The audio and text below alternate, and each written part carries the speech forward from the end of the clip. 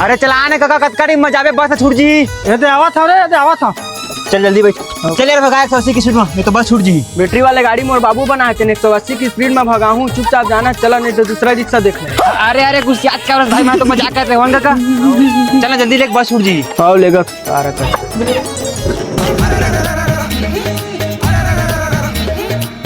कैसे एकदम दुक चिल्ला के तो 4 दिन लग गई मतलब गाँव जाए में। मैंने कस के भगाना यार। भगा तो है यार, ऊपर तक भगा एक बार कचर कचर कर ना छोड़ के भाग जहाँ। हेलो हेलो, हाँ कहाँ हम मितान? सब सगा पहुना मना आगे तो ही भर मन नहीं आया बिहाव घर में अभी तक ले। हाँ ये तो आवा था मितान रहता वहाँ। ले ठीक है जल्दी आवा। आओ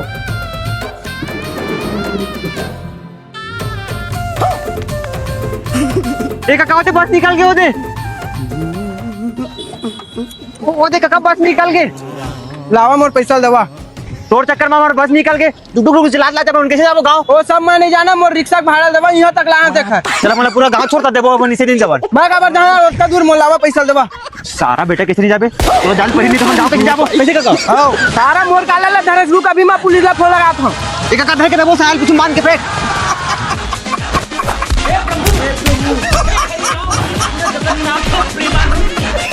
देखा बेगला घर बेगला।